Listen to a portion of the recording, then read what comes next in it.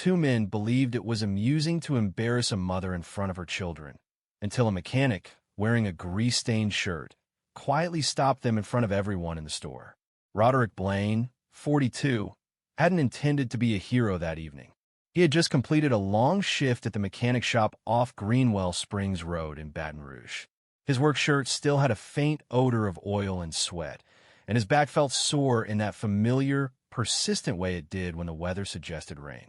He intended to quickly purchase a few items: milk, eggs, perhaps some smoked sausage, and return home before his niece completed her homework. She had been staying with him for several weeks while her mom worked the late shift at the hospital. They had established a regular pattern: dinner, cartoons, spelling drills. He didn't even use a cart, opting for a handheld basket and a mental list. The store experienced a lack of congestion, yet a palpable sense of unease hung in the air. Shoppers with weary expressions, children complaining, a hurried individual quickly maneuvering past, someone proceeding at a leisurely pace. It was the sort of atmosphere where direct glances were avoided, and all desired a swift entry and exit. Roderick was in the process of his internal review and moving towards the frozen foods area. That's when he detected it, a voice distinct, piercing, rising above the subdued sounds of checkout scanners and squeaking cartwheels. A different voice then, laced with laughter. It wasn't a pleasant sound, the type that prompted a tightening of the jaw before understanding its cause. He turned, his attention drawn to the disturbance. Two men were positioned close to the freezer doors. They appeared to be about his age, perhaps slightly younger. Both wore baseball caps. One had a Bluetooth earpiece, and the other displayed a tattoo extending up his neck. Their posture seemed relaxed, but their voices did not match. They weren't shouting, but they were acting. A young woman, likely in her early 30s, stood nearby. She was wearing a faded hoodie and attempting to manage two children, a toddler in the cart and a boy around 7 years old holding on.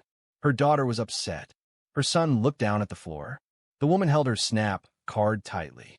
Roderick initially struggled to understand every word the men spoke, but their tone conveyed their message. They said she should have waited for a man before having so many children. He thought she likely had a different partner for each child. The man with the earpiece quietly laughed, shaking his head as if the woman were a joke. Roderick halted. He stood there, 2 feet from the frozen peas, one hand still holding his basket. He observed the woman's shoulders become rigid, her jaw tighten. However, she didn't acknowledge them. She focused on her daughter, gently moving the cart back and forth as if it were a cradle. Silence filled the space. No one intervened. He looked around the aisle. The sound registered. A teenage cashier briefly looked up. An older woman close to the produce section stood motionless, feigning interest in a label. The moment lingered, as if everyone hoped it would simply disappear. It did not. Roderick advanced. He didn't move towards the woman, nor towards the man. Just forward. His heart began its familiar, heavy rhythm, the one that accompanies the confusion of anger and shame. He recognized this feeling. It wasn't precisely the moment, but it felt similar. Different people, a different location. Still, the core message remained. He observed as the young man gently pulled at his father's coat. "Father, may we simply leave?" He crouched down, murmured something into his ear. His voice was quiet, and his hands trembled slightly as he reached into his wallet. Silas paused. He wasn't one for conflict. Not since 1998. But something about that young man's tone. Something about the way he inquired, "Can we just go?" As if the disgrace was theirs, not the adult men. It evoked a feeling within. And suddenly, Roderick forgot about the milk and eggs. However, before he could speak, the man with the earpiece added something. A statement that halted Roderick again, this time for a completely different cause. The man with the earpiece remarked, audible to several shoppers in the aisle, that if she allocated less time to accessing food stamps and more to employment, perhaps she wouldn't require assistance. The delivery of his statement was significant. He spoke loudly, seemingly intending for the entire store to overhear. The impression was that he aimed to publicly shame her. Roderick's hand tightened around the basket, his knuckles turning pale. He remained positioned back, partially obscured by the end cap displaying canned soups. From his vantage point, he observed the woman's profile. Her cheekbones were prominent, her mouth set in a firm line. She refused to offer them the gratification of a reaction, yet her tension was palpable. Her son held her waist tightly, as if securing her position. The other man, identified by the neck tattoo, bumped his companion and scoffed, "Don't waste your breath. She's probably just going to sell that food to buy a new wig." Roderick blinked. He paused, thinking he might have misunderstood. But no, that was what he had said. Still, no one reacted. The teenage cashier averted her gaze. The woman examining the fruit labels now intently checked her phone. A young man pushing a cart filled with Gatorade steered clear of them, as if avoiding something he couldn't see. It felt as though everyone was attempting to vanish. The mother tried to remain composed. She didn't raise her voice, nor did she succumb to despair. She deliberately gave her card to the cashier, her gaze fixed on the small display as if her well-being hinged on it. The toddler had become still, aware of the strained atmosphere. Roderick released a deep breath through his nose. He was observing a woman being openly humiliated for needing assistance. A woman who, judging by her appearance, seemed to be simply attempting to manage the day with her children fed and her self-respect preserved. Two adult men, appearing as though they'd avoided regular employment for some time, seemed intent on shaming her. The situation felt disturbingly recognizable. He recalled a childhood memory of standing in line with his mother around the age of 8 or 9 at a grocery store off Plank Road. He remembered the burning embarrassment of the stairs back then, the way people looked when his mom presented food stamps.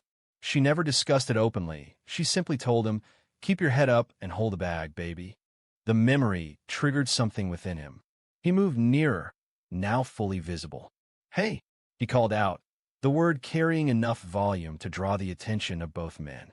The individual with the earpiece lifted an eyebrow. The other offered a smirk. Roderick maintained a composed tone. "Evenly, you consistently address women in that manner, or is it only when you presume no one will object?" The men paused, appearing uncertain whether he intended it as a jest. The man bearing the tattoo chuckled faintly. "What? Your boyfriend? Or something?" Roderick shook his head. "Nah, I'm just a man who understands the difference between a joke and bullying." That seemed to surprise them. The man with the earpiece struggled to speak. Roderick moved forward. He didn't act aggressively or threaten anyone, but he positioned himself close enough to no longer be a background voice. Close enough that people in the aisle were now paying attention. "You notice a woman with her kids. She isn't causing any trouble. She was simply attempting to purchase groceries. And you decided today was the opportune moment to display how insignificant you are?" The neck tattoo guy rolled his eyes. "Man, mind your own business." Roderick didn't blink. "This is my business. Anytime I see a grown man harass a mother in front of her children as if it were entertainment, yeah, that's my business." A silence descended. Not the kind that signifies resolution. The kind that suggests a change has occurred. The woman remained standing at the register. Her hands paused, as if uncertain whether to continue packing her bag or observe the situation. Her son looked up at Roderick, his eyes wide with confusion. Before either man could react, the manager arrived, and his initial words would drastically alter the room's atmosphere. The store manager's voice pierced the tension, crisp and concise, though somewhat delayed. "Is there a problem over here?" he inquired. He was a short man in his 50s. Heavy-framed glasses, a khaki shirt tucked into worn jeans. A name tag identified him as Vince Callahan, and his darting eyes revealed he's been observing from afar, intervening only as the volume increased. Roderick remained silent initially, wanting to ascertain the recipient of the question. The two men straightened slightly, seemingly realizing they may have overstepped. "It's nothing," the person with the tattoo stated, raising their hands in a gesture of innocence. "We were simply having a conversation," the other person added hastily. "No one made contact with her or anything." Roderick looked toward Vince, who returned his gaze, seemingly unsure of his position in the situation. "Talking?" Roderick inquired, his voice calm. Is that what you consider talking? Vince paused. Look, I just want to avoid any problems in the store. Customers are trying to make purchases. Roderick inhaled deeply. Were you prepared to allow these two men to harass a woman in front of her children rather than address the issue? Vince reacted visibly to the statement. A silence fell, and everyone remained still. The mother continued to stand quietly, her hands now carefully arranging items into a single reusable grocery bag. She showed no tears. However, her expression held a detached quality, a type of emotional barrier people develop when they've learned to mask pain for an extended period. Roderick looked at her, then back at Vince. This isn't about comfort, man. It's about right and wrong. The words weren't loud, but they carried. A woman a few feet away who had been picking out yogurt suddenly nodded and muttered, "He's right." Then someone else, an older man in a camouflage jacket, murmured, "Ain't no need to talk to a lady like that.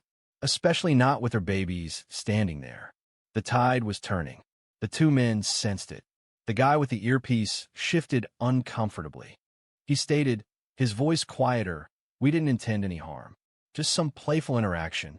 Roderick turned, shaking his head gently. If causing distress to someone attempting to nourish her children is your idea of fun, a serious self-assessment is necessary. He spoke with clarity, avoiding raised voices or dramatic displays, simply stating facts. The tattooed man muttered something almost inaudible and began to leave. His companion followed suit. Vince made no attempt to detain them. Roderick did not pursue them either. His purpose wasn't to engage in a confrontation. It was to be witnessed asserting himself. Someone had done it, so that woman, her kids, and anyone else in the store would know. Vince remained behind, hands on his hips. "I'll speak with them if they return," he offered, his voice lacking conviction. Roderick didn't respond to him. He turned to the woman instead. "Are you all right?" She looked at him for the first time. Her voice was soft but clear. "Yes, thank you." The little boy peered out from behind his mother's hoodie, his eyes moving between her and Roderick. He remained silent, but he no longer seemed frightened. Roderick offered the kid a small smile. "You assisted your mother today. You performed well." The boy's lips moved slightly, as though he desired to return the smile, but hesitated. The mother then spoke. "People generally remain silent. They simply observe," Roderick confirmed. "Yes, I understand. I have been one of those individuals," he stated, meaning his words sincerely. He had remained quiet in different locations, different circumstances, not out of concurrence, but because it was simpler, unlike this time. Just as things seemed to be calming, the boy spoke, causing Roderick to hesitate more than any comment from the adults. Roderick was preparing to take his basket and allow them to proceed without interruption when the boy looked up and quietly asked, "Are you my mom's bodyguard?" The unexpectedness and innocence of the question stopped Roderick in his tracks. The woman immediately turned, her eyes widening. "Baby, please don't say that." Roderick chuckled softly, not in derision, but in genuine surprise. He knelt down to be at the boy's eye level. "No, I'm not your bodyguard," he said, "but I noticed something that seemed amiss. And sometimes, when something is wrong, it's important to speak up." The boy appeared puzzled. "Even if it's not your mother," Roderick paused. "Particularly if it's not your mother." The mother retrieved her bag and reached for her son's hand. "Say thank you," she murmured, her voice remaining calm, but detached. "Thank you," the boy replied. His voice was softer now. Roderick rose, observing their preparations to depart. The toddler had fallen asleep against his sister's shoulder within the cart. The mother offered him a courteous nod, then refocused on her children and proceeded towards the door. Roderick remained standing for a moment longer, his basket dangling limply in his hand. His anger had subsided. He felt weary. Weary of encountering individuals who believed they could utter whatever they pleased to whomever, without repercussions. He was weary of seeing children learn those lessons without realizing it. He also felt frustrated by missed opportunities, moments that required the courage to speak up. He walked down the bread aisle, but suddenly everything felt wrong. He no longer felt like shopping. His appetite had disappeared near the frozen pizza. He drifted towards the self-checkout, considering he might just grab a drink, something cold, and leave. As he turned the corner, he saw them once more, the mother and her children, positioned by the vending machines close to the exit. She was searching her purse, likely looking for coins. Her son was sitting on the bench, softly rocking his sleeping sister. Roderick lessened his pace. A portion of him desired to continue walking. He believed he had already fulfilled his responsibility. However, something about her expression. It wasn't fear. It wasn't anger. It was weariness. The kind of weariness that doesn't dissipate with rest. The weariness that accumulates over years of being overlooked, criticized, and disregarded. He moved closer, deliberately. Got enough for the machine? He inquired. She looked up, visibly surprised. Oh, I was just checking if I'd change. She explained, adding, I told him he could choose a snack if he waited patiently. Roderick reached into his pocket and produced a few wrinkled dollar bills. Let me assist, he offered. She paused. I didn't request, she began, but he gently interrupted. You didn't. I'm offering, she finished. Her expression subtly hardened. It was pride. It mirrored the clothing his mother used to wear. It was the sort of person who prefers self-reliance, yet recognizes respectful assistance when it's provided. She nodded once, her movement now with less uncertainty. Her son selected a pack of cookies and a juice. Roderick inserted the payment and observed the machine's mechanical sounds as it dispensed the item, resembling a somewhat awkward expression of gratitude. What's your name? She asked. Roderick extended his hand. Tanya. Tanya Wells. A tremor passed between them. A connection felt beyond a simple meeting. Her gaze settled on him, clear and unwavering, devoid of gratitude or obligation. Just even. No response was needed back there, she observed. I know, Roderick replied. But I didn't want your son to perceive that silence as typical, she confessed, pausing briefly before directing her attention to her boy, who was eagerly opening a package of cookies, as if it were Christmas. I hope he remembers your face, she said, and Roderick remained silent. He was at a loss for words. However, before he could leave, Tanya posed a question he hadn't anticipated, causing him to observe her and himself with a new perspective. You got kids? Tanya inquired. Roderick was taken aback by the question. It was delivered so casually, as if requesting directions. Yet, the underlying significance felt more substantial than the words suggested. He paused, then offered a slight shrug. No, not mine anyway. My niece has been staying with me. Her mom works nights at the hospital. Tanya nodded, indicating she understood. So you're the safe place for somebody? Roderick hesitated. He hadn't previously considered that perspective. He wasn't intentionally trying to be a safe place for anyone. He was simply providing assistance, doing what was necessary. However, the way she phrased it caused a feeling of constriction in his chest. Trying to be, he replied. They paused briefly in that unusual area situated between two vending machines and an automatic door, which repeatedly opened and closed as customers passed. The exterior air grew darker. The store's illumination made the location feel colder than it actually was. Tanya carefully removed her daughter from the cart, cradling her in one arm. The toddler shifted, appearing drowsy but making no noise. You don't speak as if you're frightened, she stated. I wasn't, Roderick responded. He didn't express a desire for a confrontation, she observed, receiving a slight smile in response. I've experienced conflict before, he stated. It hasn't altered much. Words did today. Roderick remained silent initially, because, honestly, he wasn't certain what the day had altered, if anything at all. The men departed as if everything were normal. Vince, the manager, offered little resistance. The majority of onlookers simply remained still and watched. However, her son had smiled, and Tanya was still present, standing tall. That surely had to signify something. At that moment, the automatic door opened once more, and the two men from before re-entered. Roderick's body stiffened immediately. Tanya's did too. She held her daughter closer. Her son slid off the bench and moved behind her, as if trying to disappear. However, the men didn't glance in their direction. They kept their gaze ahead, bypassed Roderick entirely, and proceeded toward the rear of the store.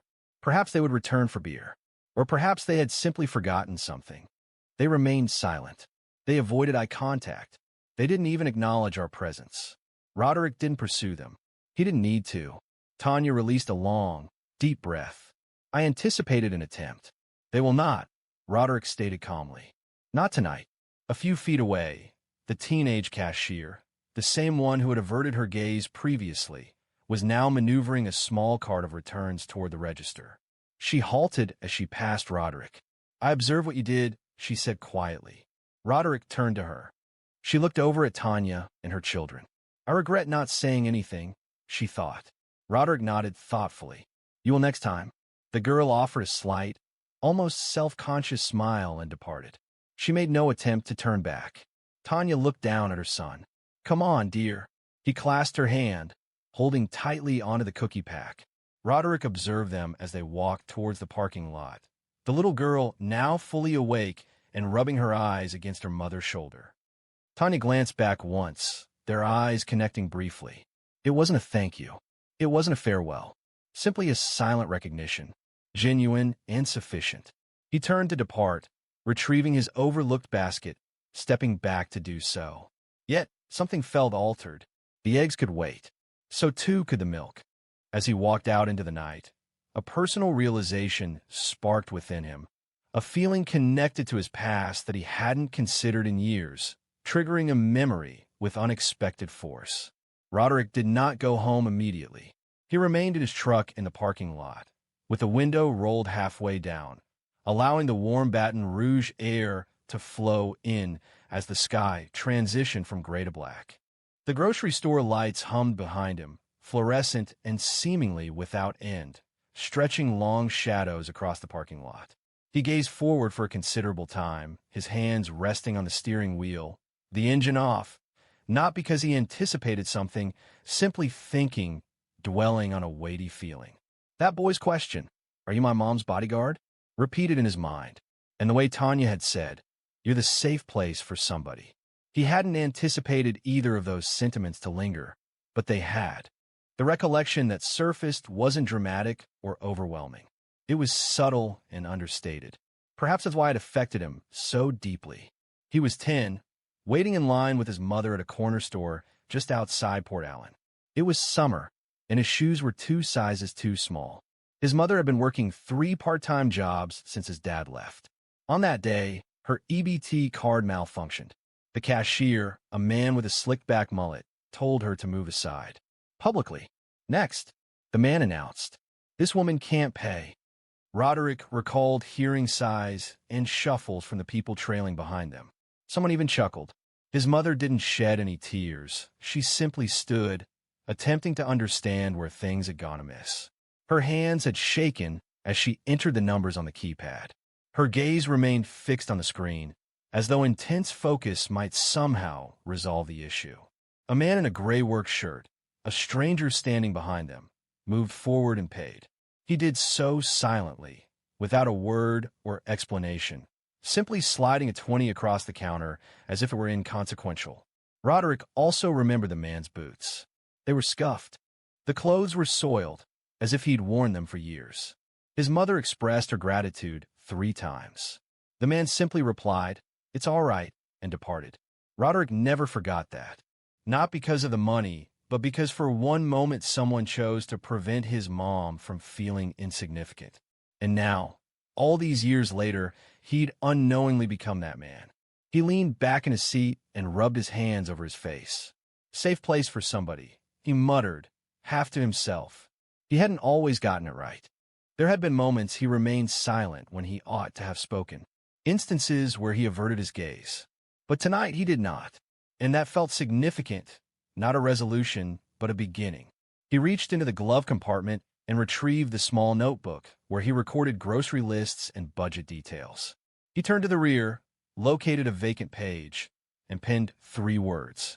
Speak. Stand. Stay. He wasn't certain why he wrote them that way, but it felt correct. Like a prompting, like a key. A collection of teenagers in hoodies walked by his truck, laughing and jostling each other, having just left the store with Slurpees and bags of chips.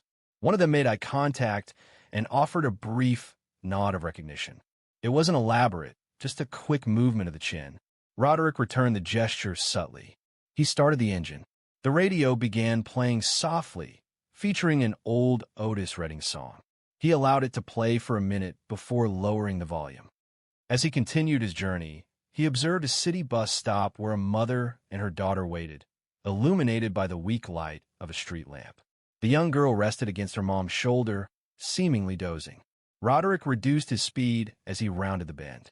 That scene also resonated with him.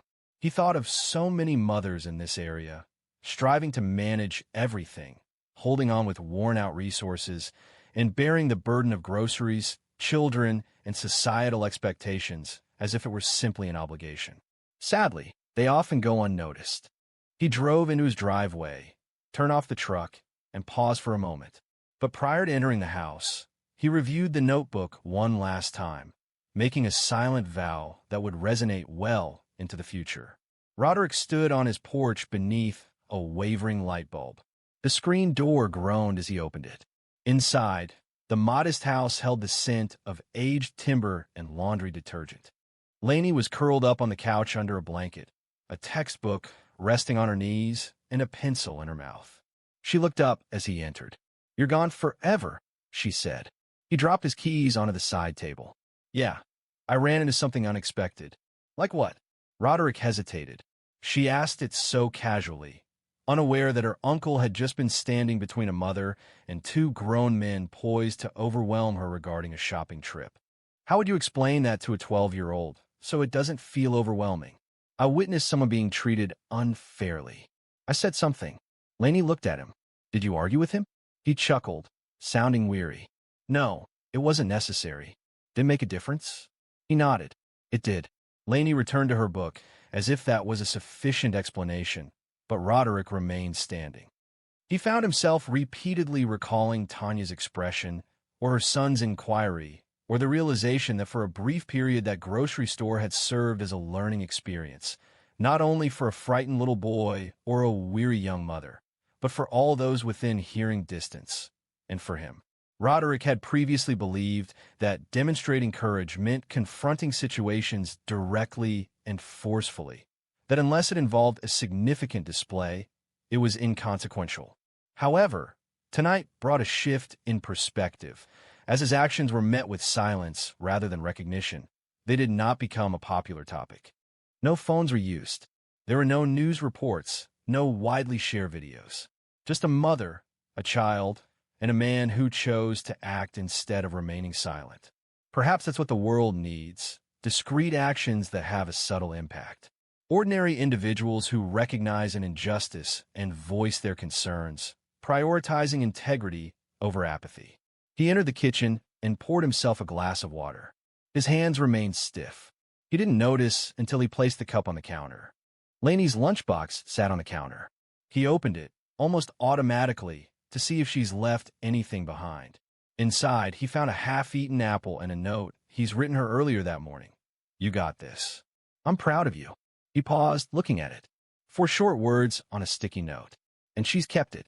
That affected him more than he anticipated, because it reminded him that words don't need to be forceful to resonate. They don't have to be flawless to be significant. He returned to the living room, settled beside Lainey, and observed the math homework she was finding difficult. "Do you need some help?" she offered, silently passing him a pencil. While they solved the problems together, he looked at her. This small, brilliant, stubborn girl, unaware of how frequently the world would challenge her and how vital it would be to advocate for those unable to do so themselves. He wished she would retain this memory of him. He wanted her to recognize someone who championed another person, unrelated and undeserving of such action, yet still in need of protection. That's the essence of strength he hoped she'd see. After finishing the final problem, Lainey looked up and said, "You're like one of the good guys, huh?" Roderick smiled, a genuine smile this time. He tried to convey. She nodded, seeming pleased. "Good." A silence fell between them. The television hummed softly in the background. A dog barked once from somewhere beyond, then fell silent. Roderick relaxed against the couch, allowing the stillness to descend. He wasn't obligated to act as a bodyguard. He simply needed to demonstrate that he cared. And for this evening, that was sufficient. Should you ever witness someone facing unjust treatment, and feel compelled to intervene, honor that impulse. Offer a word. Take action. Even minor deeds hold significance. They instruct. They safeguard. They are important. If this narrative resonated with you, even slightly, please share it. Perhaps someone else needs to read this today. And if you haven't already, please subscribe. Real stories like this deserve to be shared.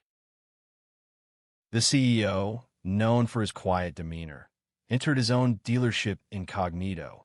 What he overheard a salesman say to a struggling single mother abruptly halted him and initiated an unforeseen sequence of events. Derek Belton appeared unremarkable, certainly not the person who authorized salaries for 137 employees. He wasn't wearing a blazer, didn't carry a briefcase, and he arrived without a driver. That morning, he wore faded Levi's, well-worn sneakers, and a Tennessee Titans cap shading his face. He would be unrecognizable, even to the regional manager he had dined with 2 Fridays prior. He parked his black 2011 Honda Accord a short distance away.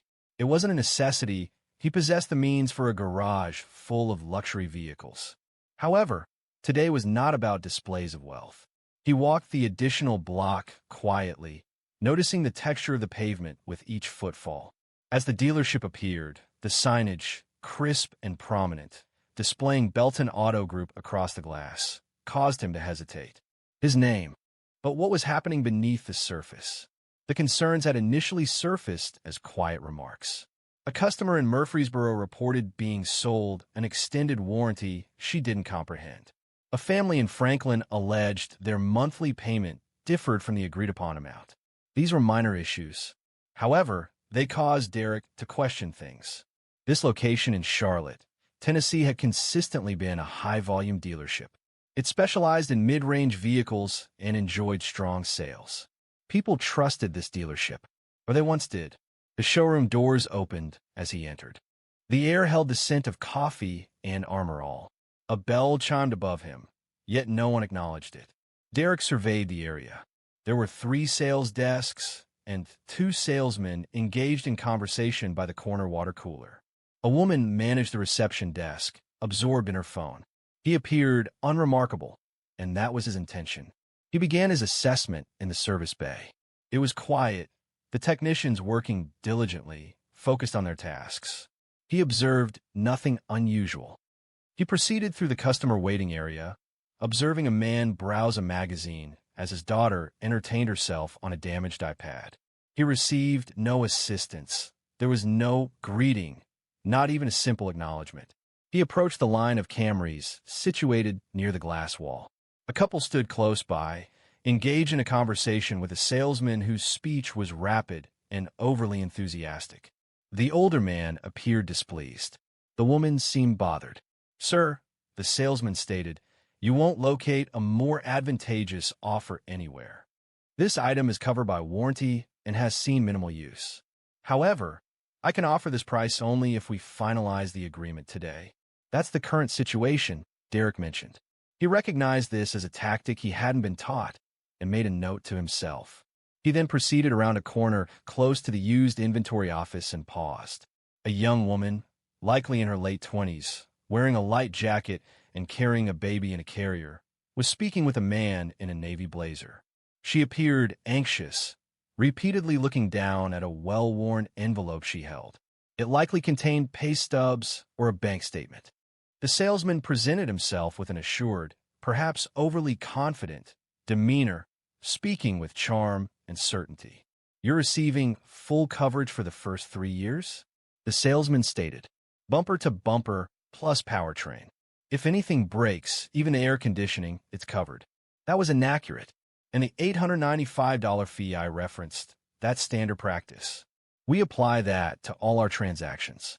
It covers a comprehensive pre-delivery inspection, interior cleaning, and anti-theft VIN etching. Derek paused. VIN etching?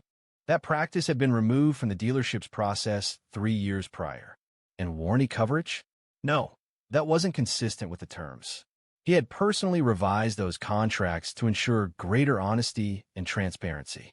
His pulse decelerated. He retreated a step back, out of their line of sight, heart pounding, but not from anger. It was disappointment. This was his business. This was his name. And this man was deceiving, with ease, a woman who appeared to have saved every cent to be present. Derek wasn't prepared to show himself. Not yet. He needed to observe the situation's extent.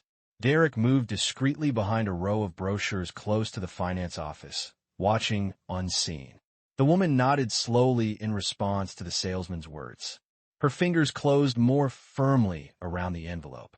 The baby in the carrier shifted and emitted a quiet whimper, but she seemed largely unaware. She was attempting to remain calm, likely assessing how closely the figures aligned with her budget. The salesman leaned in, lowering his voice. "You don't need to worry," he said. "People get nervous about credit checks, but I know how to navigate the process. I'll get you into a vehicle today, even if we have to be resourceful." She hesitated, her eyes flicking toward the exit. But the salesman kept his tone steady, reassuring. Too smooth, too confident, Derek clenched his jaw, then turned away. He didn't want her to feel observed. He walked towards the far end of the showroom, where a teenage boy was standing near a pre-owned SUV. A salesman passed him twice, without a greeting or any offer of assistance. He simply walked by. Derek moved next to the boy. "You're considering this one?" he asked. The teen looked over, seemingly a little taken aback. "Yeah, possibly. My aunt is outside. She asked me to check it out while she parks." Derek nodded. "Do you know what kind of engine it has?" The kid shrugged. "Not really. She simply requires a secure environment. Her vehicle malfunctioned last week, another incident. Another customer was missed. It was hurtful, not due to the lost transaction, but because it confirmed everything for Derek. At some point, they had ceased to listen, stopped acknowledging individuals. And it wasn't just a single problematic employee. It was a prevailing attitude, a recurring behavior. He proceeded towards the reception desk. The woman still hadn't looked up. She tapped her screen, chewing her gum, scrolling. Derek positioned himself in front of her, simply to gauge the situation. 10 seconds elapsed. Then 20. At last, she raised her head and blinked. "Oh, do you have an appointment?" "No," Derek replied calmly. "Just browsing." She responded with a languid smile, gesturing vaguely towards the floor. "They'll get to you." They did not.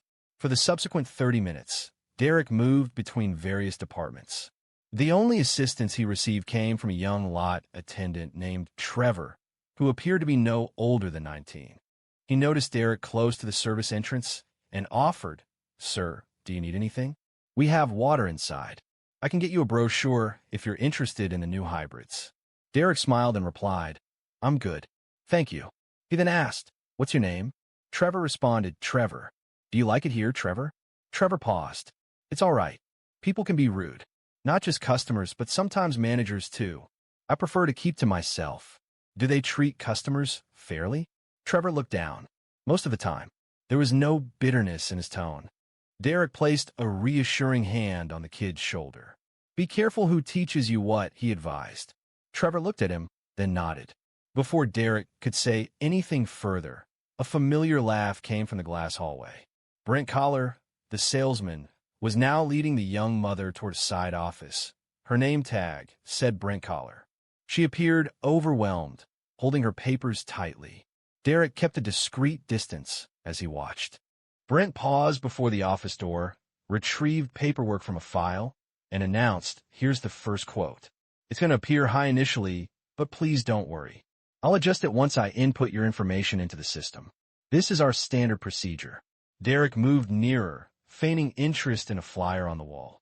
From his position, he observed the quote. The figures were inflated. Listed were charges for warranty, dealership fees, VIN etching, and a maintenance guarantee, all non-standard and unapproved. This was everything Derek had worked to eliminate years prior. Brent, however, did not appear to be a person apprehensive about disregarding regulations. He presented as someone who believed no one was observing. Brent indicated for the woman to take a seat. She settled into the chair, moving her baby's carrier to the floor nearby. The little girl made a soft whimpering sound and kicked gently, yet Brent did not even look down. His gaze remained focused on the documents he held, turning pages, emphasizing sections, and drawing circles. Each action appeared rehearsed, refined, and routine. We're going to structure this to ensure your monthly payment stays under $350, he stated. The woman offered a slow, cautious nod. What's your name again? He inquired, barely looking up. Monique, she replied. Monique Ellis. Derek stood just outside the office, back against the wall, feigning interest in the certified pre-owned display. He overheard every word. Brent smiled. All right, Monique. You're going to love this. You're approved for a 2019 Corolla. Excellent condition, low mileage. That's a significant advantage. We remain committed to your protection. Therefore, we're providing a 3-year full coverage plan. This includes everything from the engine to the electronics. Roadside assistance is also included should you lock your keys in the car. That level of peace of mind?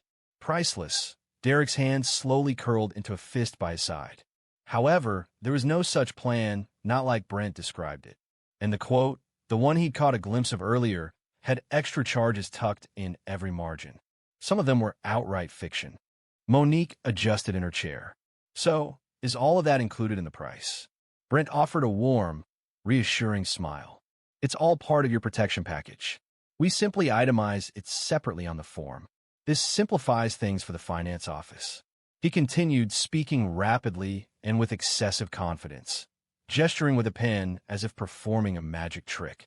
He even produced a calculator to minimize the appearance of the payment amount. For example, without the package, your monthly cost would be $384. With the included safeguard, the price reduces to $349. More manageable, isn't it? Derek scrutinized the figures.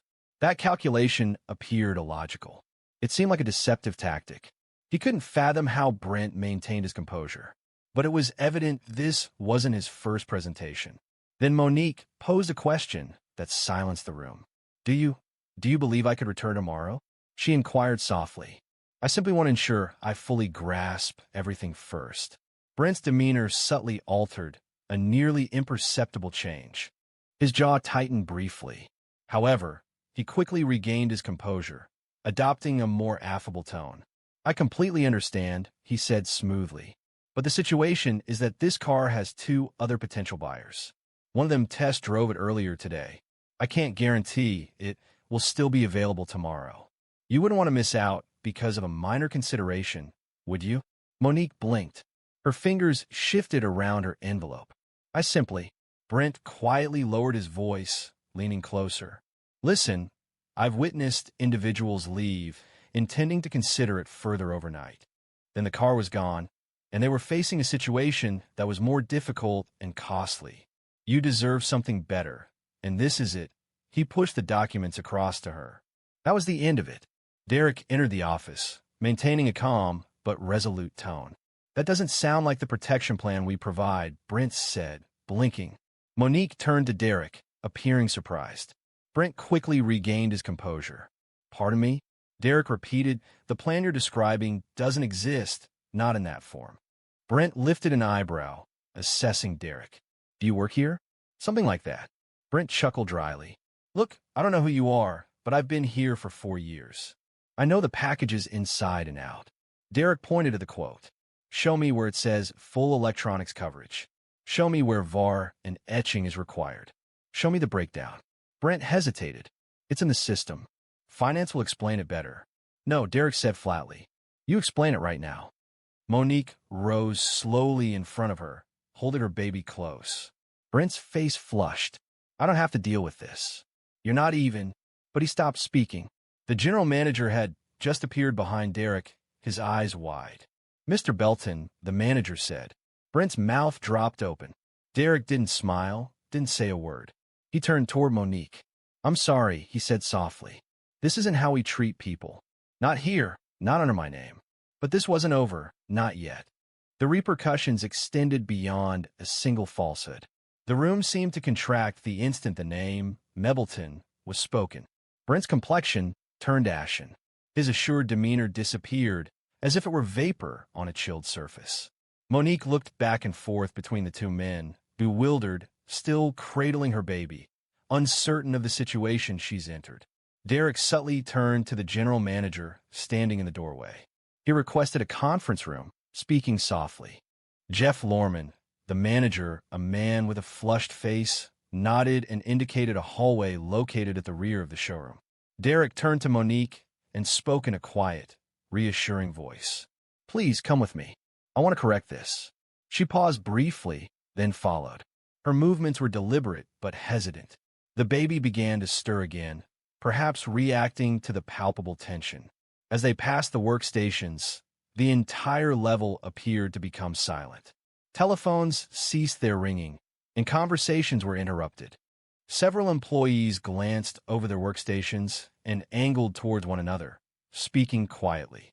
Trevor, the lot attendant from earlier, positioned himself close to the entrance and offered Derek a knowing look, but remained silent.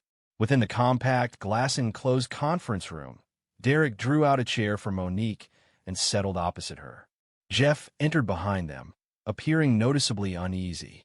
Brent followed, attempting to seem unconcerned, but without success. He folded his arms and rested against the distant wall. Derek took the folder Brent had put on the table. "Is this the quote you gave her?" he asked, not looking up. Brent moved slightly. "Yes." Derek opened the folder, laid out the pages, and circled several numbers with a pen from the table's holder. "Explain these," he said. Brent sat up straighter. "Look, I don't know why I'm being questioned." "Explain them." Brent paused. He looked at Jeff, hoping for support, but Jeff avoided his gaze. "I mean, those are standard charges. Everyone includes them. Do you have documentation showing these fees were authorized?" Derek inquired. "They should be in the system." "No, they aren't," Derek replied, his voice gaining strength. "I was involved in revising the system. That VIN etching fee? It was discontinued in 2021. Powertrain coverage? It's limited to 5 years, not the comprehensive coverage you advertised. You added more than $2,000 in fabricated fees to a customer who came here simply trying to purchase a secure vehicle for her baby." Monique's hands trembled a little as she listened, but she did not speak. Her gaze remained on the document. "You stated the payment would be $349, Derek proceeded. "That is achievable only if she provides a down payment you failed to disclose. Furthermore, the interest rate you presented to her is inflated by a minimum of 2.5%. You are not just misleading Brent, you are being dishonest." Brent moved away from the wall and straightened. "I have consistently met my quarterly goals. Customers leave satisfied. I understand sales, all right?" Derek moved closer. "You know how to apply undue influence. A distinction exists." Jeff finally spoke. "Derek, I didn't know he was doing all that, I swear. We've been busy and the numbers have been good." "That's exactly the problem," Derek interjected. "You cared about the numbers, I cared about the people." Monique rose then, slowly, her face flushed with embarrassment and anger. "I thought this was a good place," she said quietly. "I really thought this was different." Derek turned to her. "It was supposed to be, and I'm sorry it wasn't." He reached into his back pocket, retrieved his wallet, and produced a card. "This is my direct line. I will personally ensure you receive a fair deal. If you desire the car, you'll obtain it at the correct price, free of unnecessary complications." She accepted the card deliberately. "Thank you," she said. "We'll have someone else manage the paperwork," Derek added. "Someone who doesn't fabricate figures." Brent's arms fell to his sides. "Clean out your desk," Derek stated, rising. "You are terminated here." There was no room for discussion. You were aware of that, yet disregarded it. Brent didn't object further. He left abruptly, speaking quietly to himself. No one pursued him. Derek addressed Jeff. "We aren't finished talking either," he stated. "I'll see you in your office in 10. Subsequently, he held the door for Monique and guided her back towards the lobby. People glanced around. Conversations began anew, subdued and apprehensive. Derek remained silent until they arrived at the reception desk. He regarded the woman seated there. "Did you greet her upon her arrival?" The receptionist hesitated, then swallowed. "I don't recall." Derek slowly shook his head. "Begin to recall, or begin searching." However, dismissing a single employee wouldn't resolve the underlying issues. Derek recognized that a cultural shift was necessary, or the company would decline from within. Derek was seated alone in Jeff Lorman's office, gazing out at the dealership floor through the blinds. A heavy silence filled the room. From behind the closed door, the usual showroom sounds had resumed. The usual sounds filled the office: casual chatter, the click of footsteps on tile, and ringing phones.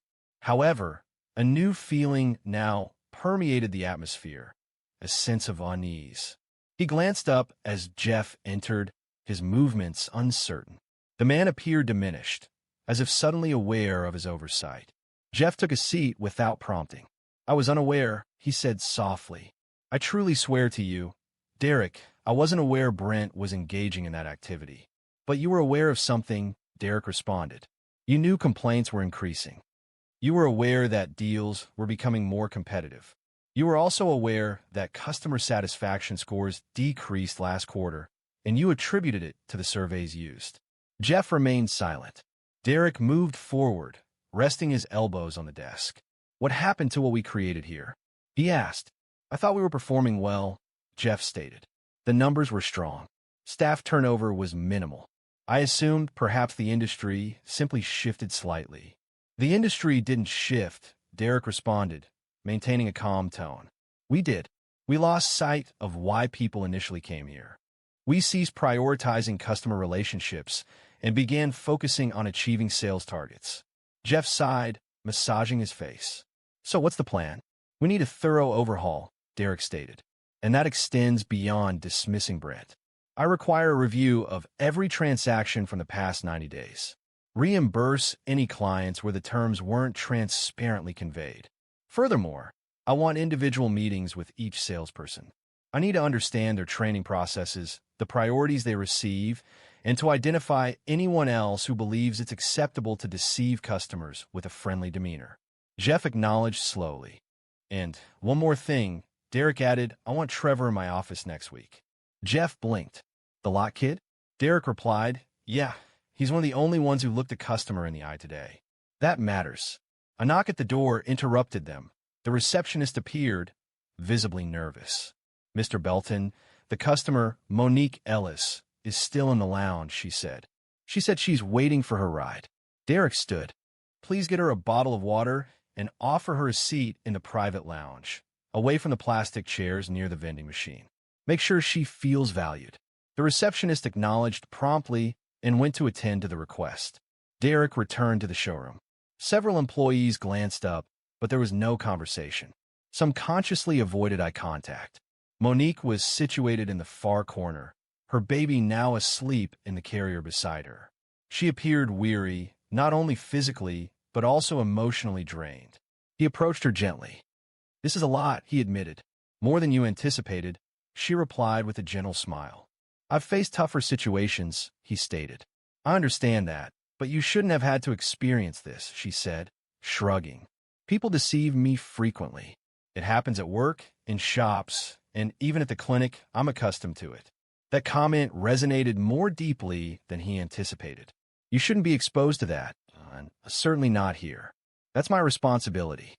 She then focused on him, truly observing him. "Why did you come in today? Why are you dressed like that?" Derek offered a soft smile. She stifled a quiet chuckle, noting people rarely shared the full truth with the man in the suit. He then presented her with a small folder. "If you're still interested in that car, these are the accurate figures. There are no hidden details. I had our finance manager verify them directly. Furthermore, we've included a year of service maintenance at no cost." Her eyebrows rose in surprise. "Why?" He replied, "Because someone needs to remind this place of its values." Shortly after, a silver hatchback, distinguished by a missing hubcap, arrived to take her away. Her sister signaled from the driver's seat. Monique rose, corrected the carrier, and glanced back at Derek. "Don't let them ruin what you built," she said. "I won't," he replied. She exited without a backward look. But restoring Monique's confidence was not the only task. It involved rebuilding the confidence of every person who had ever entered those doors. Derek returned 3 days later. This time, there was no disguise, no cap, no jeans. He was dressed in a tailored navy suit and entered through the front doors as if he belonged. And in truth, he did. This wasn't intended as a display of dominance. It was a matter of responsibility. The entire staff had received notification that morning. Scheduled meetings were canceled, and phone lines were redirected to voicemail. The dealership remained open, but no sales transactions would occur prior to 11 a.m. Derek had arranged a company-wide meeting, and every employee attended, including those on part-time shifts. The group assembled in the break room, squeezed together amongst vending machines and aged chairs. Several were leaning against the walls. Trevor stood toward the rear, his arms crossed, but attentive. Jeff was seated near the front, a notebook open but unused. Derek addressed them, speaking plainly without a microphone or podium. I established this company in 2004, he began, not through investors or a franchise agreement, but with a used car lot situated behind a barbecue joint in Murfreesboro. During the first week, I sold 3 cars, personally washing each one. Some individuals quietly expressed amusement. At that time, I wasn't sure if I would succeed, but I possessed 2 valuable assets: my reputation and my commitment to honesty. I consistently ensured I could fulfill any promise made and avoided dishonesty when closing deals. The atmosphere in the room was now quiet. However, a significant shift has occurred, he continued. This isn't limited to a single salesperson. It's about how we compromise on minor details and prioritize speed over customer care. We've begun to see individuals as sales goals rather than human beings. That's not what I built. That's not who we are. He looked around the room. If you've ever included an additional charge because you believed you could, if you've ever hurried a woman out the door because she didn't appear to be able to afford our services, if you've ever spoken condescendingly to someone simply because you were able, today marks a turning point. A few people visibly expressed discomfort. You have a choice, he said. The situation demanded a resolution, either assistance or a new employment opportunity. Silence followed, then a voice spoke up. It was Trevor, Mr. Belton, and Derek turned to him. Yeah, Trevor said, appearing nervous, but proceeding anyway.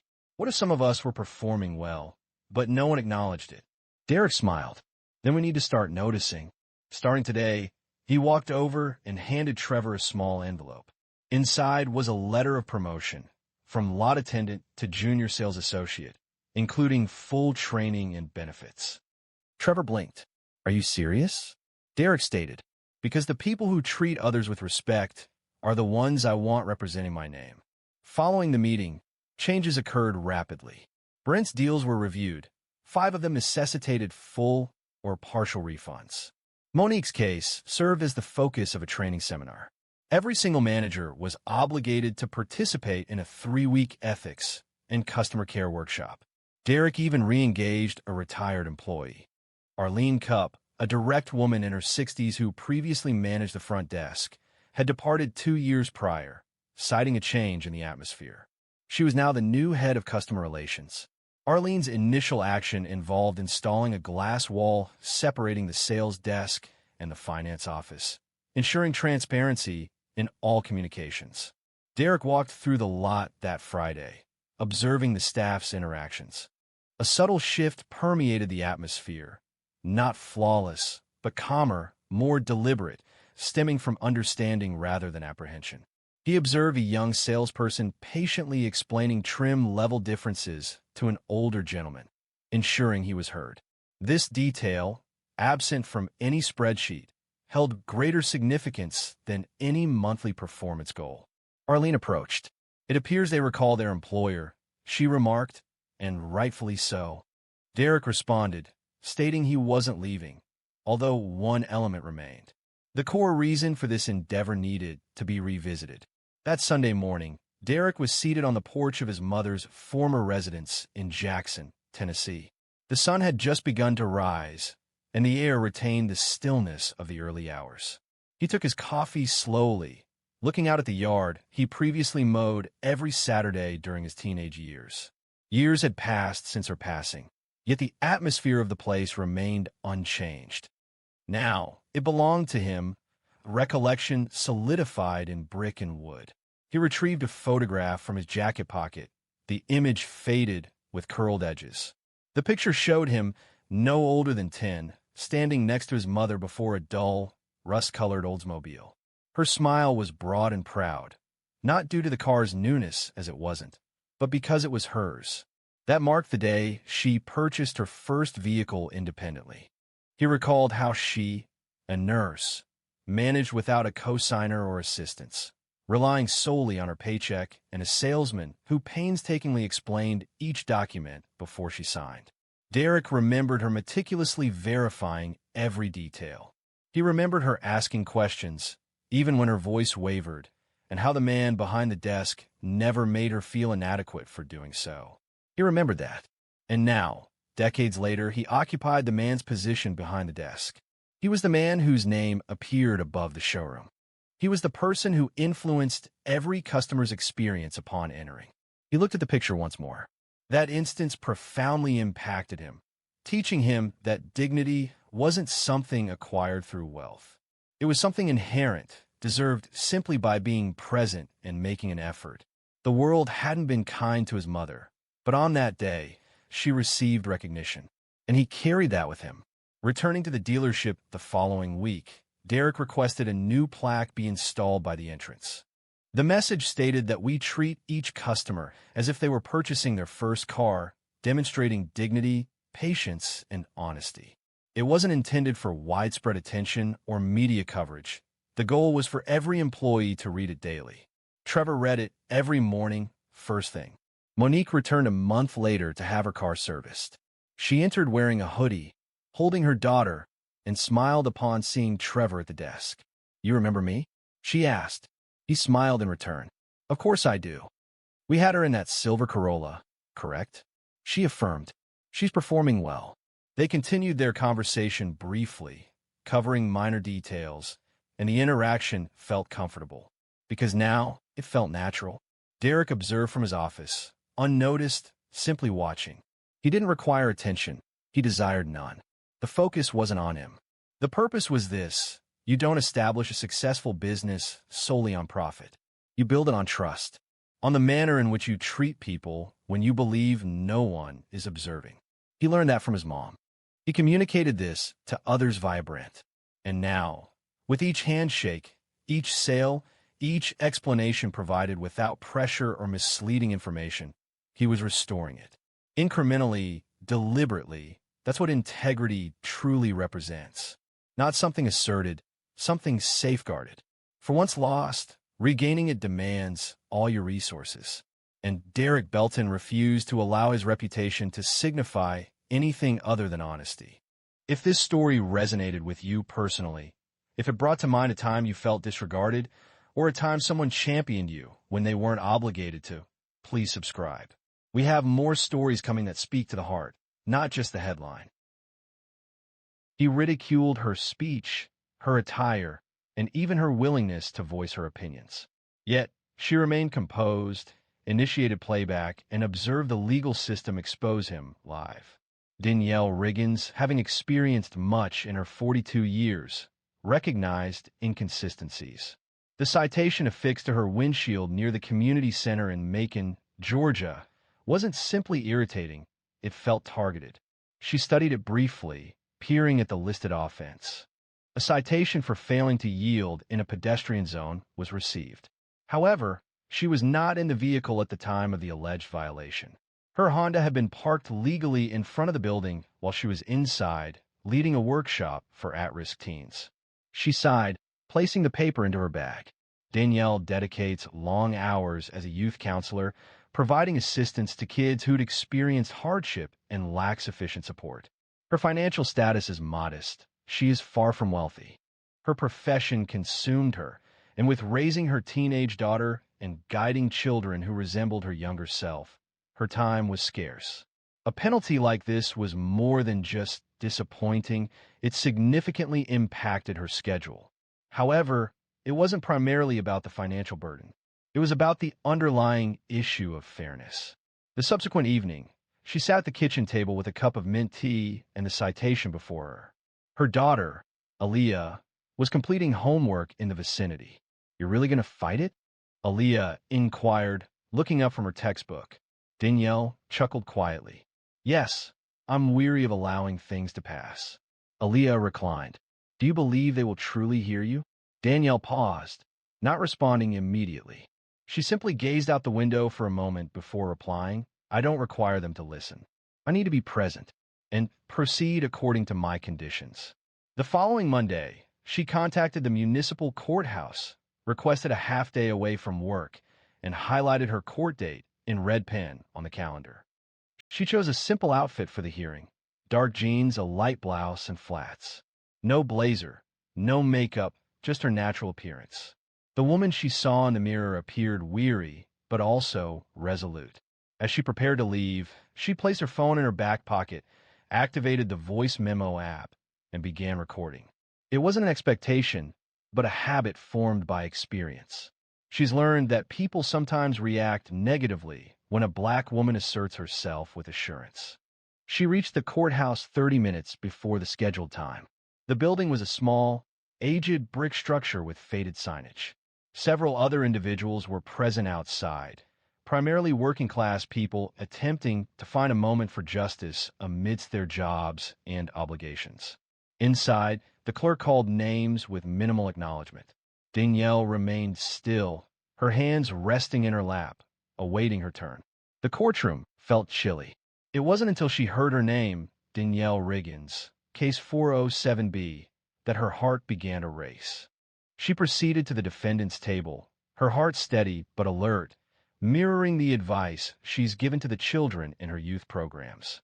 One can't always dictate actions, but one can control one's response, she observed. And that's when she saw him.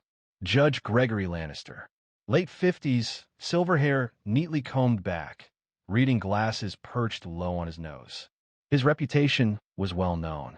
Some described him as firm, while others labeled him arrogant. He glanced at Danielle over the rim of his glasses, his eyebrows subtly raised. Ms. Riggins, he stated, emphasizing her last name, let's proceed.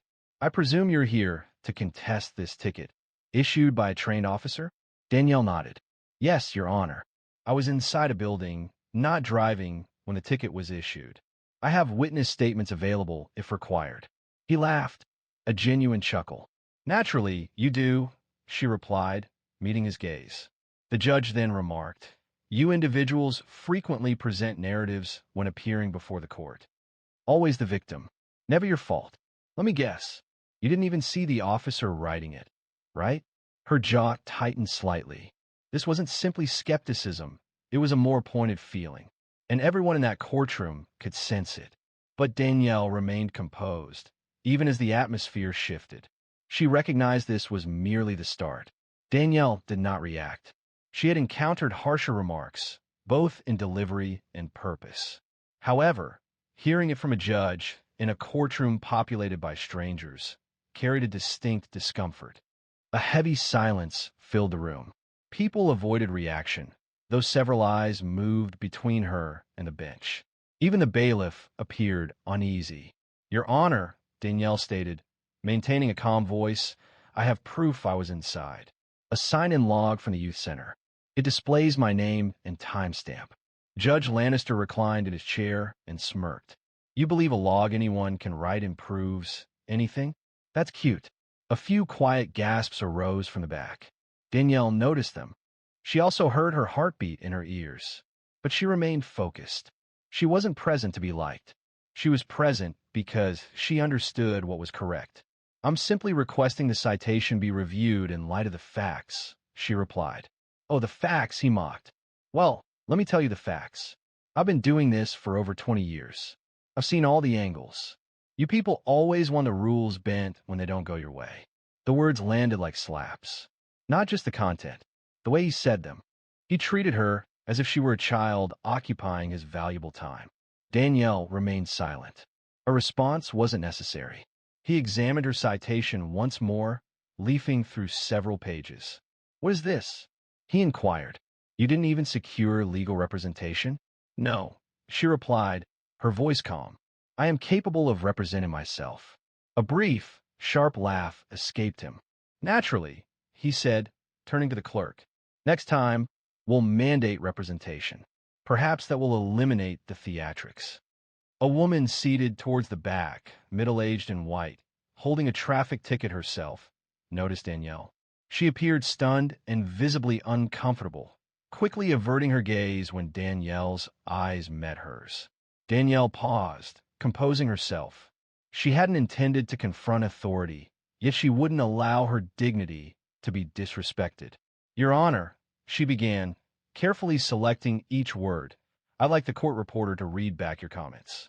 The effect of this request was palpable, noticeably shifting the atmosphere in the room. Judge Lannister blinked.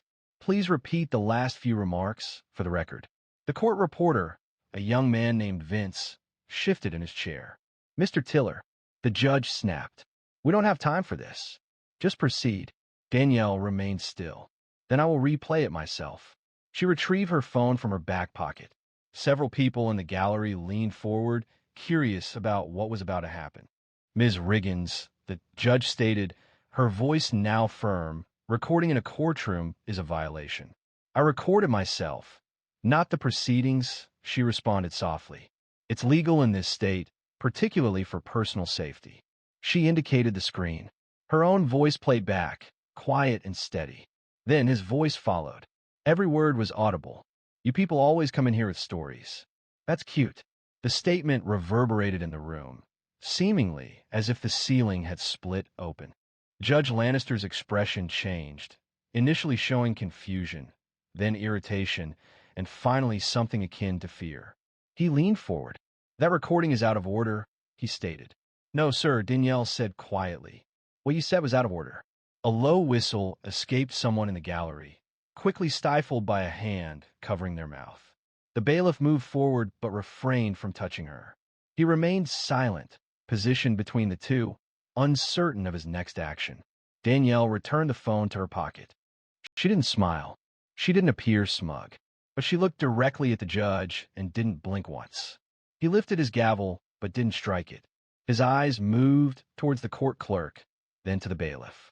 For a fleeting moment, he seemed to lose command of the room. However, the significant change didn't occur until the recess was called. That's when activity began behind the scenes. The judge announced a 15-minute recess, and the courtroom began to clear. Danielle rose, murmured, extended her limbs. Danielle remained seated. She wasn't finished. Her hands were still, fingers softly intertwined. She showed no tremor. Her composure wasn't rooted in fear. It was a calculated approach. She's worked with numerous children who were disadvantaged by systems that fail to hear them. She consistently advised them to record everything. Even quietude can serve as proof. Now, it was her turn to act on her own counsel. She retrieved her phone once more, this time to initiate a call. Danielle reviewed her contacts and selected one named Ethics Board Local, a number she had saved years earlier following a school board hearing involving one of her students. She hadn't anticipated needing it personally. A woman responded, stating Judicial Oversight Office, South Georgia District. This is Ms. Carla Shep.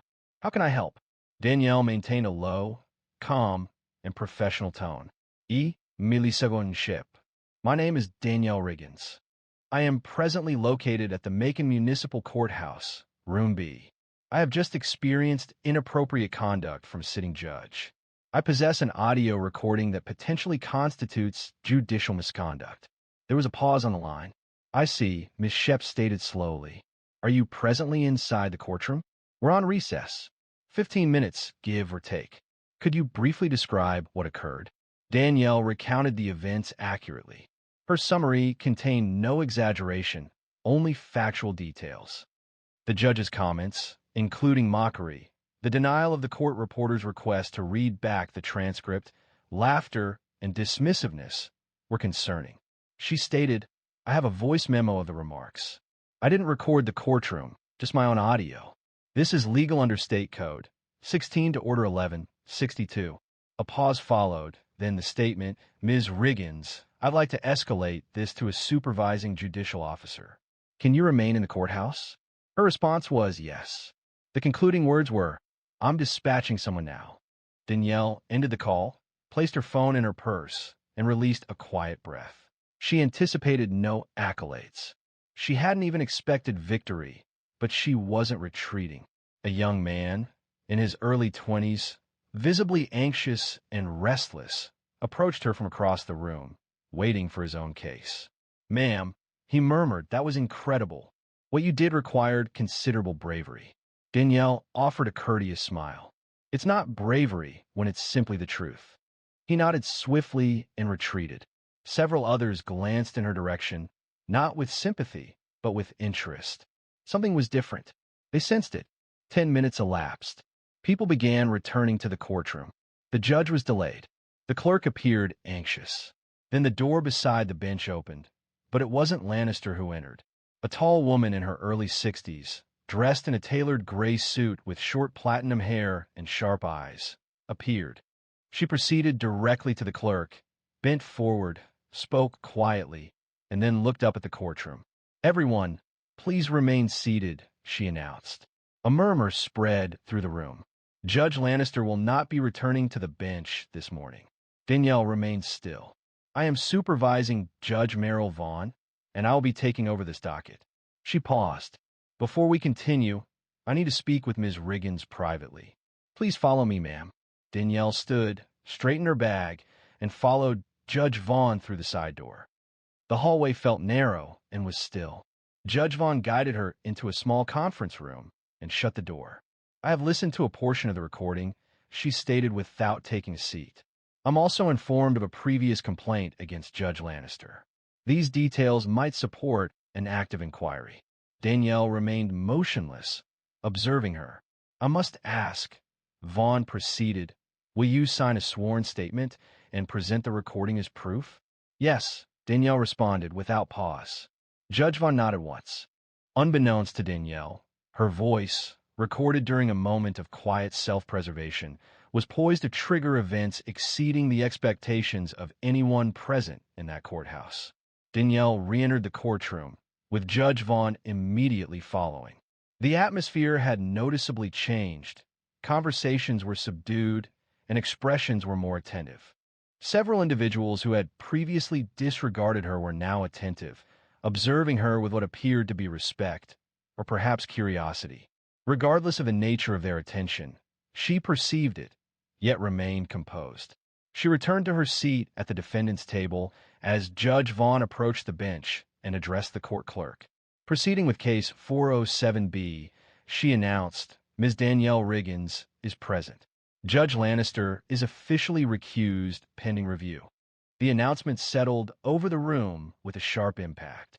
It wasn't simply a brief absence. The judge was gone, and seemingly without return. The thought remained unspoken, yet palpable. Danielle remained still, awaiting further instruction. Judge Vaughn examined the citation and Danielle's accompanying paperwork. This included the witness statement, the center's login sheet, and even a timestamp text she had sent to her supervisor when she arrived that day. The judge looked up. "This is thorough, Ms. Riggins. You're clearly someone who values evidence." Danielle nodded once. "Working with young people, I've observed firsthand how things can unravel without proper preparation." There was a slight hesitation before Judge Vaughn responded. "It's a lesson more people should adopt as they mature, a subtle acknowledgement passing between them. It wasn't friendship. It wasn't sympathy, simply recognition. One woman seeing another who chose not to compromise." Judge Vaughn turned the citation over, wrote something, and gave it back to the clerk. "This citation is voided," she stated. Ms. Riggins was released. Danielle did not smile. She merely collected her belongings. However, before she could leave, the judge stated, "For the record, your behavior in this courtroom, considering the situation, was remarkable. You maintained composure and dignity despite an unfortunate series of events." Danielle then permitted herself a brief, weary smile. "Thank you," she said. She departed the room as silently as she had arrived. But the atmosphere outside was altered.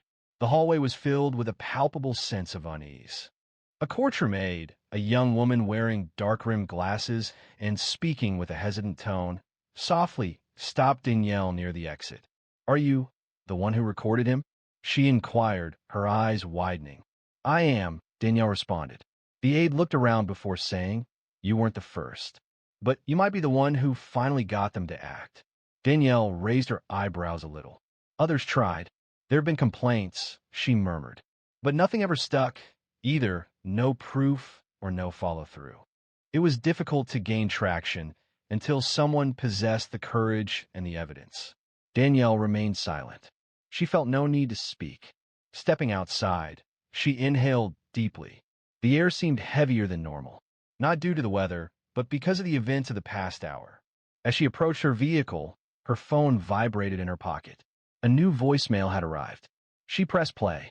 Ms. Riggins, this is Agent Walt Desmond with the Georgia State Commission on Judicial Conduct. An initial recording from a Macon courthouse arrived this morning. We need to discuss a possible behavioral pattern concerning Judge Gregory Lannister. Please return our call at your earliest convenience. Danielle rested against the car door. Her intention wasn't to discredit a judge. She came to contest a traffic ticket. However, the truth unfolds according to its own schedule.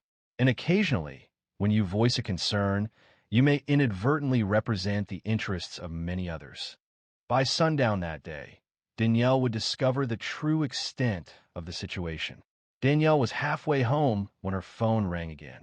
She considered ignoring the call while driving, but the number displayed an official-looking area code for 7-8. She pulled over to the parking lot of a small grocery store in Warner Robins, parking under the shade of a faded sign, and answered, Ms. Riggins, this is Agent Desmond. Thank you for returning the call. His voice remained calm, but was precise, a person who carefully considered words before speaking. We reviewed the audio, he continued, and it's clear. Furthermore, it corresponds with prior grievances against Judge Lannister submitted during the last 3 years. Your testimony could be crucial in initiating an internal ethics review that has been delayed. Danielle tightened her grip on the steering wheel with her free hand. What are the next steps? She asked. There was more, Desmond added. An anonymous tip arrived this morning, shortly after your complaint was released on the internal channel. The tip contained financial records associated with Judge Lannister, including offshore transfers, unauthorized reimbursements, and a concerning pattern of rulings in favor of contractors with ties to a private law firm in Augusta. Danielle paused, visibly surprised. Could this be criminal corruption? Affirmative. And with this development, the situation extends beyond a simple personnel issue. It may involve criminal activity. She didn't respond immediately. Desmond continued, You've already accomplished a lot.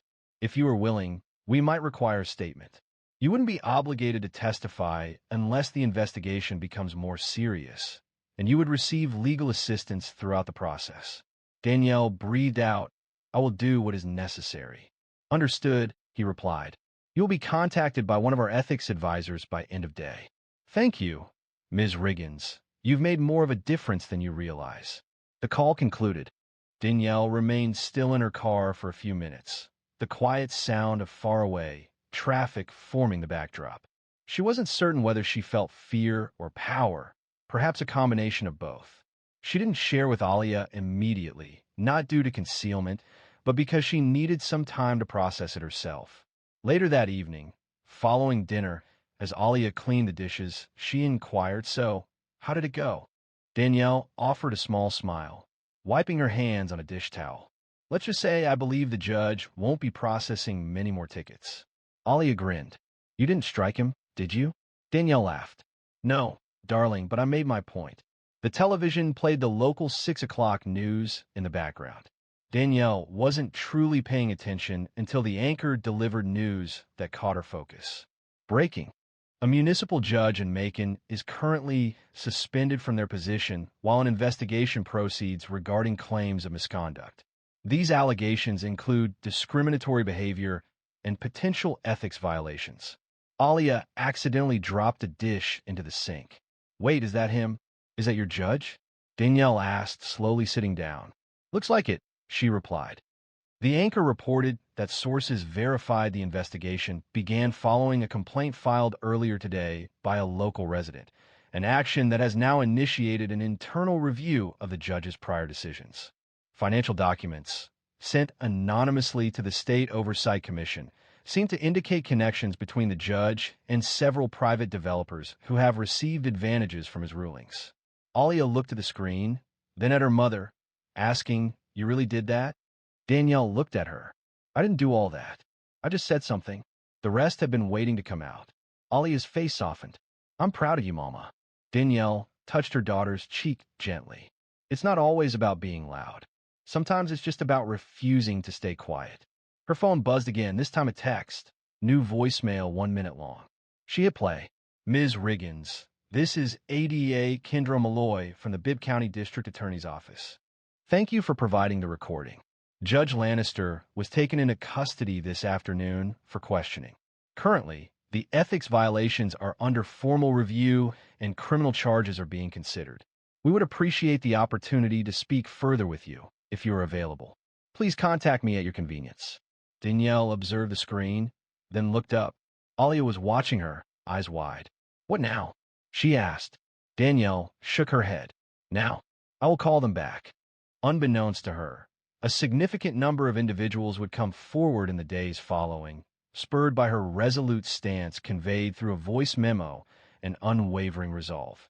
Within 48 hours, Danielle's name circulated discreetly among legal offices, community groups, and even local newsrooms, not as a figure of fame, but as an emblem. She had not sought any of this recognition. She continued going to work, continued picking up Alia from school, and continued reminding the boys at the youth center to keep their pants up and their heads higher. However, things around her began to change. The first indication arrived the following week when Pastor Reuben Fields, who ran a coalition for court reform in Central Georgia, called her during her lunch break. You don't know me, Ms. Riggins, he began, but I've known about you since Tuesday. What you did. It wasn't insignificant. Danielle was in her car outside the community center with a half-finished sandwich on her lap. I didn't do it for attention. I know, he stated, that's why people are paying attention. He requested her to speak at a future town hall. A simple request, just a few words about resilience, about respect, about not allowing authority to dominate individuals who are not always able to retaliate. She paused, but ultimately consented. That evening, Alia assisted her in choosing her outfit. Danielle requested a simple event. Alia playfully suggested, while playfully tossing her a colorful scarf, that someone might capture the occasion for Instagram. Might as well look unbothered and cute, she said. The town hall was unassuming, with folding chairs, plastic tablecloths, a few trays of donated cookies, and sweet tea. Danielle chose not to bring notes. She stood before approximately 50 people, hands by her sides, and spoke as if addressing one individual. I didn't record that, Judge, because I wanted to take him down, she stated. I acted because I'd witnessed too many deserving individuals disregarded, and I refused to suffer a similar fate, the audience acknowledged with nods. Several individuals dabbed their eyes. As she concluded her statement, the attendees rose to applaud. Subsequently, an older woman, adorned with a wide-brimmed hat and holding a folder, approached her. She identified herself as Geraldine Baker, a retired schoolteacher. I filed a complaint against that same judge in 2021. She stated, her voice gravelly but clear. They dismissed it, claiming it lacked merit. Perhaps now, someone would listen. Danielle took the folder from her hands. I'll ensure someone does. In the days that followed, Danielle received more calls. A podcast producer from Birmingham, a law student from Emory who wanted to write her thesis on ethical failures in lower courts, and a public defender in Albany who asked if Danielle would participate in a courtroom training session for junior attorneys. She declined most requests, not because she was indifferent. She simply wished to avoid having her name become a hashtag. Her goal was for the children she worked with to view her as the same woman who had taught them resume, writing, and guided them through difficult conversations with their parents. However, she agreed to certain requests, particularly when she understood how many individuals needed reassurance that they weren't irrational. Activity at the center increased. Contributions arrived from people residing outside of Macon. A woman in Tampa contributed 20 backpacks, along with a handwritten message, for the kids you champion and for the ones you're championing. Thank you, Danielle. Alia seemed to gain confidence, too. One afternoon, she announced, Ms. Brenner had us write in civics class about someone in our community who stood up for justice. I wrote about you. Danielle was surprised, asking, really? Alia replied casually, I was planning to choose John Lewis, but he's the obvious choice. Danielle chuckled. I don't think I'm in his league, Alia remarked. Danielle responded, I think you'd surprise yourself. What truly astonished Danielle, however, was the number of individuals who had been waiting quietly and with patience for another person to initiate action. 3 months later, Danielle was seated on the rear steps of the youth center shortly after closing time. The last of the teens had departed for the day, their laughter still resonating softly throughout the parking lot. The Georgia heat lingered, even as the sun descended, casting shadows on the fractured pavement. She took a drink from a water bottle and allowed her body to recover. It had been a demanding day and a demanding few months. She had presented at 4 panels, completed 2 interviews, and received a volume of inbox messages she couldn't manage. The investigation into Judge Lannister had expanded beyond her initial expectations. Following the release of the financial records, additional complaints emerged, not only from Macon, but also from surrounding counties. Rumors circulated suggesting the district attorney could file formal charges. The story had been featured on a national justice blog, and certain advocacy groups were now referencing Danielle's case in their training programs. However, all of that seemed secondary to what she truly prioritized.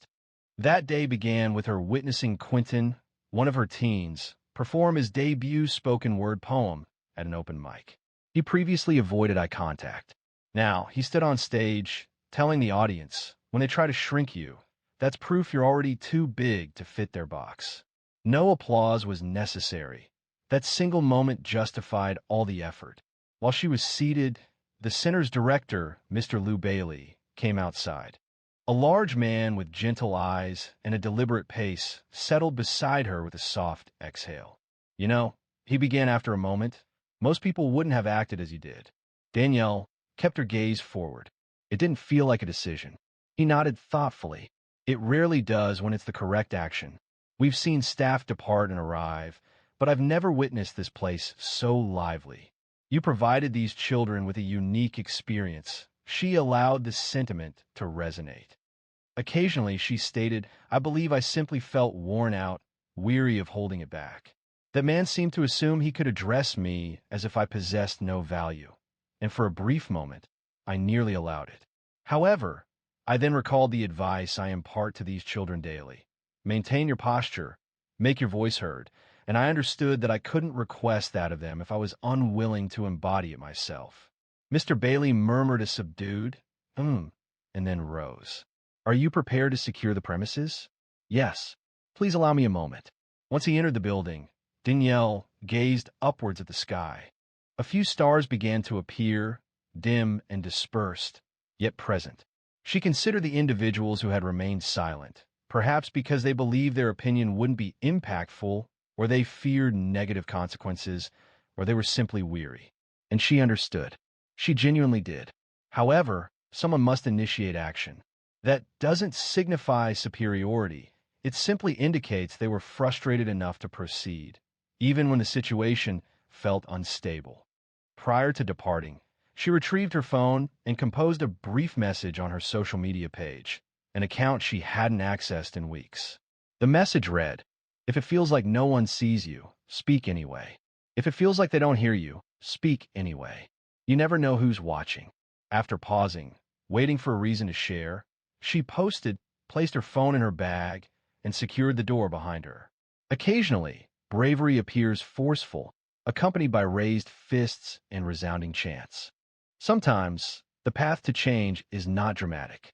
It can be quiet, consistent, respectful, and involves simply appearing in a courthouse, even when unexpected.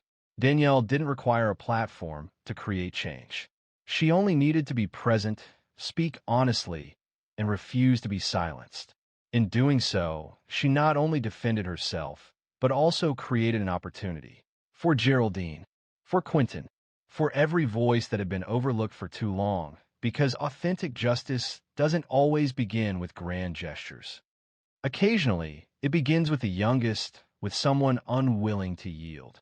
Should this narrative resonated with you, if it brought to mind someone in your life, or perhaps even reminded you of yourself, please consider subscribing, sharing it, and discussing it, as stories like this are not simply intended to be heard, but meant to be remembered.